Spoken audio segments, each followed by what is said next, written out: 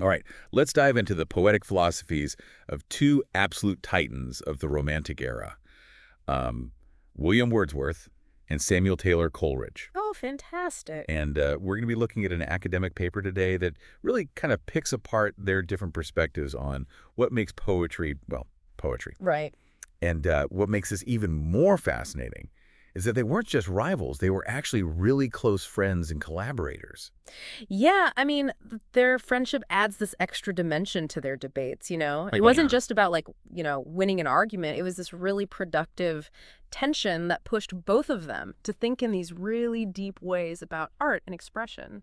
it's like it makes you wonder if that closeness, that personal bond, Yeah, actually allowed for that level of intellectual honesty where they could just challenge each other right. at the core of their beliefs. And speaking of challenges, the first big area where they clashed was on this idea of rustic language. Wordsworth, huge champion of the common man. He really felt that rustic life, with all its simplicity, offered the most profound insights into human nature. Absolutely. He was convinced that the language of rural people, because it was unburdened by all these social conventions, Yeah. it had this incredible directness and emotional power that you just wouldn't find in Right. more refined language. He saw it as like this purer form of expression that came from a deeper connection to the essential truths of life. So are you saying he believed that, like, a shepherd, out there tending his flock under a huge sky, Yes. would have more authentic things to say than, some guy in a drawing room sipping tea, Exactly. and a more powerful way of saying them? Wordsworth felt that those who are closer to nature, Yeah. to these basic rhythms of life, Mhm. they had a more genuine experience of human emotions, and that this genuineness was reflected in their language. Interesting. But Coleridge wasn't totally convinced by this whole rustic language is best thing. Yeah. He pointed out, a lot of Wordsworth's characters, even the rural ones, Right. they were actually quite eloquent and drew on, like, education and religious sources Right. for their powerful speech. Exactly. He argued that even the most seemingly natural forms of expression are still shaped by all these external forces. Things like, exposure to the Bible or even just a good education. Yeah. They have a profound influence on how people, even rural folks, articulate their thoughts and feelings. So is Wordsworth romanticizing the rural experience then? Is he maybe giving a little too much credit to nature and not enough to the influence of knowledge and learning? Well, it's a great question, isn't it? It makes us think about how our own language is shaped. Right. Like, is it more a product of our environment or our education? Right. And maybe even more importantly, does a simple, unadorned style of speaking always mean that someone is more authentic? That's a really good point. Yeah. I mean, sometimes I think I express myself better when I've had time to, like, really think things through, organize my thoughts, Sure. maybe even pull in a fancy word or two. It's Right. like nature might provide the raw material, Yeah. but it's that process of reflection and learning that helps us shape it into something truly meaningful. I think that's a great analogy. And that leads us right into another big point of contention, Yeah. the role of nature in shaping language itself. Wordsworth, of course, huge nature enthusiast, Always. believed that the best, most powerful language came directly from interacting with the natural world. Yeah, he saw this inextricable link between experiencing the beauty and power of nature Yeah. and the development of truly evocative language. Yeah. For Wordsworth, nature wasn't just a source of inspiration, it was the very wellspring of human expression. Right. Okay, but here's where Coleridge throws a bit of a wrench in things. Right. He reminds us that even rural speech isn't solely a product of nature. It's also influenced by, things like biblical verses, traditional stories, even just the way language has evolved within a particular community. Exactly. He argued that, just being surrounded by nature, it's not enough. You need the intellectual tools to actually process and articulate those experiences. He uses this really great analogy of a seed. Okay. Nature might provide the seed, but it needs fertile soil, sunlight, nourishment to grow into a flourishing plant. Similarly, human expression, Yeah. even when it's inspired by nature, Right. needs the nourishment of reflection, knowledge, and a broader understanding of language itself. So it boils down to this question of whether eloquent expression is, like, purely a product of natural inspiration, Right. or if it needs that refining fire Yes. of knowledge and reflection. You could almost say that Wordsworth is all about the raw ingredients. Right. and Coleridge is more focused on the art of crafting them into something truly special. That's a great way to put it.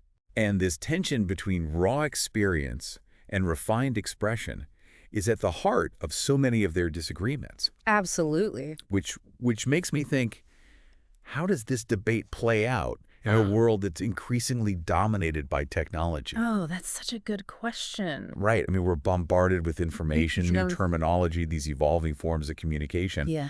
Are we, like Wordsworth might suggest, finding new ways to express our connection to the natural world through technology? Or, as Coleridge might argue, are we actually losing touch with that very source of authentic expression? It's a really complex question. Yeah. I think one that both Wordsworth and Coleridge would have found fascinating to grapple with. Absolutely. Yeah, it really gets you thinking, doesn't it? How technology is shaping not only what we say, but how we say it. Absolutely. Like, are we losing those nuances of language, or are we actually discovering, whole new avenues for expression? It's pretty mind-boggling when you think about it. It is. It is. But speaking of language, this brings us to another big disagreement between our poetic titans, the very language of poetry itself. Wordsworth, always the champion of the common man, he believed that poets should really embrace the real language of men. Right. He went so far as to say there's no essential difference between the language of poetry and prose. Yeah. He really felt that using everyday language made poetry more accessible and relatable to a wider audience. He wanted to break down those barriers between the poet and the reader. Yeah. Create a sense of shared experience and understanding. You wanted poetry to speak to the heart, not just the intellect. Exactly. Make it feel less like something, reserved for the elite and more like something anyone could connect with. Exactly. But Coleridge, ever the stickler for tradition, he had some pretty strong reservations about this whole poetry as plain speech idea. Oh, yeah. He argued that, everyone's language varies depending on their education, their experiences, even their social class. Right. And he felt that just, transplanting rustic speech into poetry wouldn't necessarily make it more authentic. It could even make it sound, a bit clumsy. Yeah, he believed that poetic language really required a certain level of refinement and artistry. He wasn't advocating for overly ornate language or anything, but he felt poetry needed a distinct voice, a heightened awareness of the power and the beauty of words. Right. Take, for example, his own poem, Kubla Khan, with lines like, a damsel with a dulcimer, in a vision once I saw. You can almost hear the music in those words, the way they flow and create this sense of otherworldly beauty. Yeah. And that's what Coleridge was getting at, using language to create an experience that transcends everyday speech. So he's saying that while everyday language has its place, poetry needs something more. Yes. Like a kind of linguistic magic that elevates it beyond the mundane. It's like the difference between snapping a quick photo on your phone and carefully composing a shot with a high-quality camera. Absolutely. Both capture a moment, but one is clearly more deliberate, more artful. Exactly. And Coleridge goes on to point out that even Wordsworth himself doesn't always stick to this real language ideal. Right. Some of Wordsworth's most powerful characters, those shepherds and farmers he so admires, they actually express themselves quite eloquently, often drawing on, biblical imagery and sophisticated vocabulary. Yeah, it's like he's calling out a bit of a contradiction in Wordsworth's argument. Right. He's basically saying, look, even your characters don't always speak in these, simple rustic terms.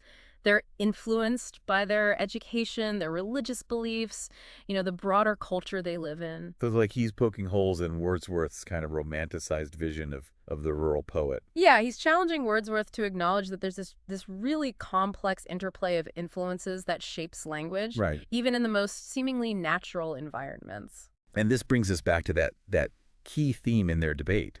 Yeah. The tension between nature and nurture. Right. It's not just about where language comes from, but how it's shaped and refined through experience, through education, and through artistic craft. Absolutely. Which makes me wonder, where do we draw the line between authentic expression and artful crafting? Yeah. I mean, as we navigate a world that's just overflowing with different voices, different styles, different platforms for expression, how do we decide what constitutes good writing? Powerful writing? Does it have to be simple and direct to resonate? Yeah. Or can it be complex, layered, even a little challenging at times. Those are questions, that writers and readers have been grappling with for centuries. Right. And I think, both Wordsworth and Coleridge, despite their disagreements, would agree that the most important thing is to engage with language thoughtfully and critically, to be aware of its power, to move us, to inform us, to challenge us. And so we come to the final showdown in this epic poetic battle. What really defines poetry? Wordsworth, he didn't put much stock in those traditional building blocks of verse, That's right. structure, meter. He felt that if the feeling was intense enough and the language was authentic, well, that was enough to make it poetry. He famously argued that there was no essential difference between the language of prose and metrical composition. Okay. He believed the real power of poetry was in the emotional truth that it conveyed, rather than, sticking to a specific form. So for Wordsworth, it's all about capturing that raw, unfiltered emotion. Exactly. But as you might have guessed, Coleridge, he comes back swinging, fiercely defending the importance of those formal elements. Oh, yeah. Meter, structure. He saw them as essential to the very essence of poetry. Right. Elevating the language, giving it that musicality that really sets it apart from prose. He argued that meter, far from being just, decorative, was actually deeply intertwined with the meaning and the impact of a poem. So give us an example. Sure. Think about the opening lines of The Rime of the Ancient Mariner. It is an ancient mariner, and he stoppeth one of three.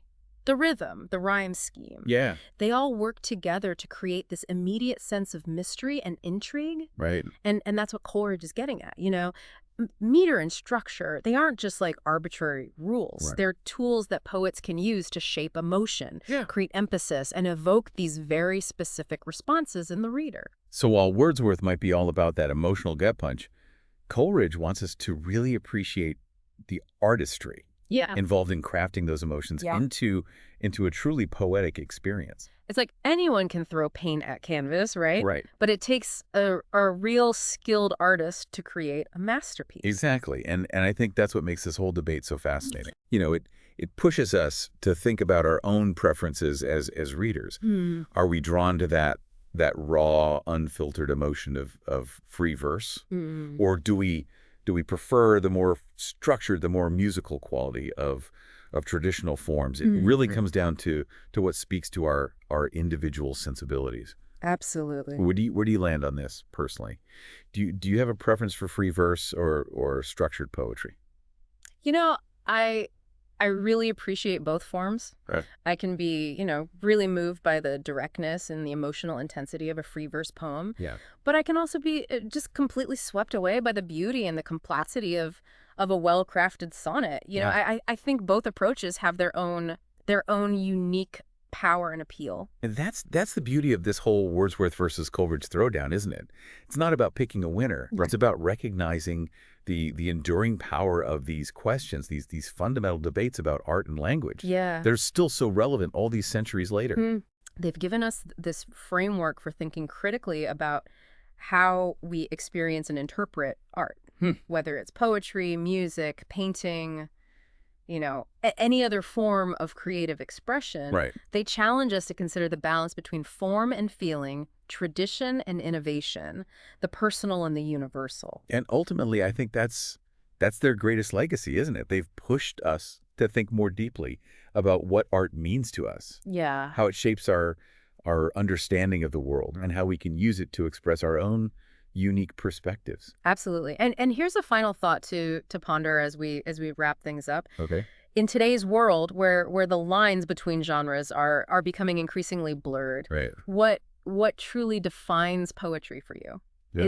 Is it the adherence to a specific form, or is it something more elusive, something that resonates with your soul, regardless of how it's structured on the page? It's definitely something to think about next time you pick up a book of poetry or even just listen to a song. Right. What elements speak to you? What makes those words come alive? Yeah. Maybe you'll even find yourself channeling your inner Wordsworth or Coleridge. Maybe so.